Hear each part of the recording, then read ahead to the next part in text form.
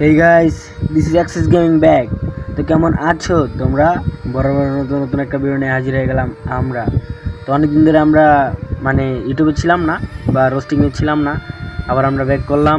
বলতে গেলে আমি পুরাই নতুন। তো হয়তো মাঝে একবার করছিলাম, অনেকটাই করার পরে আবার ইউটিউব চ্যানেল ছেড়ে দিয়েছিলাম। তো কী কারণ ছাড়ছি সেটা একটু বলে দিই, কারণ আপনারা আমার অডিয়েন্স, তো বলা উচিত। তো সবাই যে কারণে ছাড়ে বলতে গেলে, একটা নারী আমার জীবনে আইছিল। আসার পরে বলতে গেলে সে নারীটা আমারে অনেক কিছুই করছে আমার জন্য। আমার ভালোবাসতো, আমিও ভালোবাসতাম। কিন্তু এরকম হয়েছে কি যে আপনারা জানলে একটু ইমোশন হবেন যে সে মেয়েটারে নিয়ে আমি পালায় আমার বাড়ি পর্যন্ত এসে পড়ছি। আসার পরেও সেই মেয়েটারে আমি পাইলাম না। বলতে গেলে তারে নিয়ে আসার পরেও তার ফ্যামিলি আমার কাছ থেকে তারে নিয়ে যায়, নিয়ে গিয়ে 15 দিন বা 20 দিনের ভিতরে তার অন্য কারোর সাথে বিয়ে দিয়ে দেয়।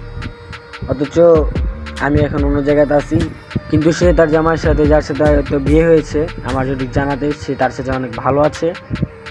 কারণ একটা নারী না চাইলে, তার ফ্যামিলি না পুরো পৃথিবীর যুদ্ধ হয়ে গেলেও, ধ্বংস হয়ে গেলেও, সেই নারীকে কেউ জোর করে বিয়ে দিতে পারে না। হয়তো সে নিজের ইচ্ছাতেই বিয়ে করেছে অন্য কাউকে। আশা করি সে ভালো থাকবে, হয়তো আমাকে ছেড়ে গেছে এই কারণেই। আর একটা কথা কি, যেই টাইমে মেয়েটাকে তার ফ্যামিলি আমার হাত থেকে নিতে আসছিলো, মেয়েটা অনেক না করছে যে আমি যাবো না, কিন্তু আমি বলত তাকে আটকাইনি। ভাবছিলাম সে ফ্যামিলিকে মানিয়ে নিতে পারবে, অথচ সে হাজারবার বলার পরেও তাকে জোর করে আমার বাড়ি থেকে নিয়ে যাওয়া হয়। তারপরে তার বিয়ে হয়ে গেছে, আলহামদুলিল্লাহ সে অনেক ভালোই আছে। আর কিছু বলার নাই।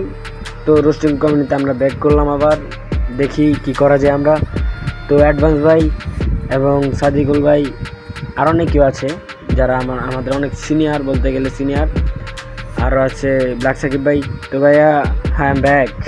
তো চ্যানেলে অনেক সাবস্ক্রাইবার আমার অনেক কম, তাই আমি চাইতেছি যে ভাইয়াদেরকে কিছু বলি যে ভাইয়া, রোস্টিং কমিউনিটিতে যদি আপনারা আছেন, যখন আমি চাই যে আমাকে আপনাদের সাথে একটু জয়েন করেন, বা এরকম কিছু যে কেউ রোস্ট করলে এরকম লাইভ। কালকে একটা লাইভ হয়েছিল, কাল পরশু লাইভ হয়েছিল একটা, রাত 3টা পর্যন্ত লাইভে আমি ছিলাম।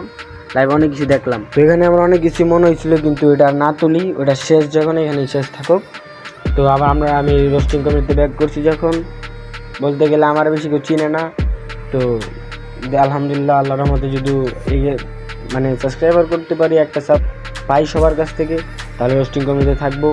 আরেকটা কথা, যদি কোনো সময় কোনো জায়গা থেকে যদি ছোটো হয়, তাহলে আমি নিজেই কমেডি ছেড়ে দিব।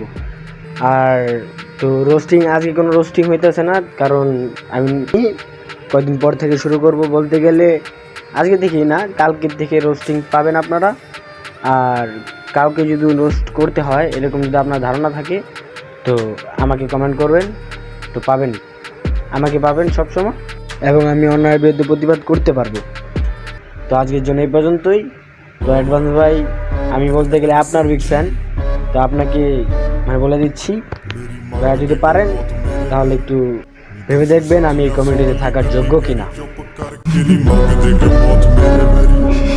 ਪਹਿਲੀ ਗੱਲ ਕਿ ਕਿਸੇ ਨਾਲ ਮੇਲ ਜੋੜ ਨਹੀਂ ਮੇਰਾ, ਬੜੇ ਕਾਰਨ ਡੁੱਬਿਆ ਤਾਂ ਹੀ ਟਕਿਆ ਚਿਹਰਾ ਨਹੀਂ ਗੱਲਾਂ ਪੁਰਿਆ, ਕੱਲੇ ਨੇ ਰਾਹ ਵੱਖਰੇ ਬਣਾਏ, ਮੇਰੀ ਦੇਖ ਕੇ ਤਰੱਕੀ ਫਿਰਦੇ ਆ ਘਬਰਾਏ, ਦਿਲ ਲਾਉਣ ਲਈ ਵੇਲ ਨਹੀਂ, ਸਮਾਂ ਕੋਣ ਲਈ ਹੀ ਕੱਢਾਂ ਵਾਂਗ ਬਾਕੀਆਂ ਦੇ ਪੱਲੇ ਨਾ, ਮੈਂ ਲੇਬਲਾਂ ਤੋਂ ਵੱਡਾ ਵਹਿਮ ਕੱਢੇ ਗੀਤਕਾਰੀ ਯਾਰੀ, ਕਾਂਟੇ ਬੰਦਿਆਂ ਨਾਲ ਪੈਸਾ ਸ਼ਰਿਆਂ ਮਚਾਪਦੇ ਆ, ਮਾੜੇ ਤੰਦਿਆਂ ਨਾਲ ਇਹਨਾਂ ਦੇ ਦਿਲਾਂ 'ਚ ਖਾਤੇ ਜ਼ਬਾਨੇ, ਮੇਰਾ ਨਾਮ ਗੱਲ ਬਣੇ ਨਾ, ਮੇਰੇ ਜੀ ਜੀਣਾ ਹੋਇਆ ਆ ਹਰਾਮ।